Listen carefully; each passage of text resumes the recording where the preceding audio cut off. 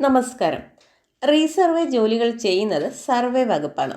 ഒരു വില്ലേജിലെ റീസർവേ ജോലികൾ നടക്കുമ്പോൾ തന്നെ വസ്തു ഉടമസ്ഥർക്ക് സർവേ സംബന്ധിച്ച പരാതികൾ ഉണ്ടെങ്കിൽ നൽകാവുന്നതാണ്.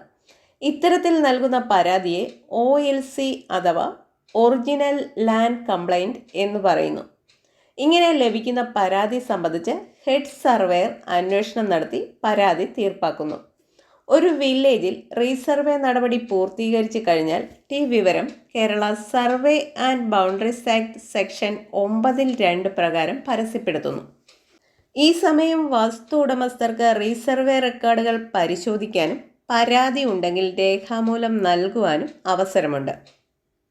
പരാതിയിന്മേൽ സർവേ സൂപ്രണ്ട് അന്വേഷണം നടത്തി തീർപ്പാക്കുന്നു. അതിനുശേഷം സർവേയുടെ പൂർത്തീകരണം രേഖപ്പെടുത്തിക്കൊണ്ട് 13-ാം നമ്പർ വിജ്ഞാപനം നടത്തുന്നു. ശേഷം സർവേ വകുപ്പ് തയ്യാറാക്കിയ റെക്കോർഡുകൾ റവന്യൂ ഭരണത്തിനായി നൽകുന്നു. അതിനുശേഷം ഉടമസ്ഥർക്ക് ഉണ്ടാകുന്ന പരാതിയിൽ തഹസീൽദാർക്കാണ് അപേക്ഷ നൽകേണ്ടത്. അപേക്ഷ സ്വീകരിക്കുന്ന താലൂക്ക് ഓഫീസിലെ ക്ലാർക്ക് അത് ഫയലാക്കി താലൂക്ക് സർവേയർക്ക് നൽകുന്നു.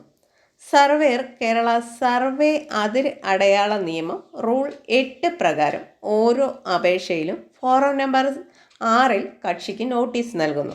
ശേഷം താലൂക്ക് സർവേയർ സ്ഥല പരിശോധന, രേഖകളുടെ പരിശോധന, സർവേ നടപടികൾ എന്നിവ പൂർത്തിയാക്കിയ ഫയൽ ഹെഡ് സർവേയർക്ക് നൽകുന്നു. സർവേയറുടെ റിപ്പോർട്ടും സ്കെച്ചും പരിശോധിച്ച് വിസ്തീർണം കൃത്യമെങ്കിൽ ശുപാർശ സഹിതം അപേക്ഷ ഭൂരേഖ തഹസീൽദാർക്ക് ഫയൽ നൽകുന്നു. തഹസീൽദാർ ഈ ഫയലിൽ തീരുമാനമെടുത്ത് ഹെഡ് സർവേയർ അംഗീകരിച്ച് നൽകിയ സർവേ റെക്കോർഡുകൾ വില്ലേജ് രേഖകളിൽ ആവശ്യമായ മാറ്റങ്ങൾ വരുത്തുന്നതിനായി ഒരു ഉത്തരവ് തഹസീൽദാർ പുറപ്പെടുവിക്കുന്നു. ഈ ഉത്തരവ് പ്രകാരം വില്ലേജ് രേഖകളിൽ മാറ്റം വരുത്തുന്നതിന് വില്ലേജ് ഓഫീസർക്ക് നിർദ്ദേശം നൽകുന്നു. അതോടെ റീസർവേ പരാതിയിൽ നടപടിക്രമം പൂർത്തിയാകുന്നു. വീഡിയോ ഇഷ്ടമായാൽ ലൈക്ക് തരണേ. വീണ്ടും കാണുന്നതുവരെ ബൈ.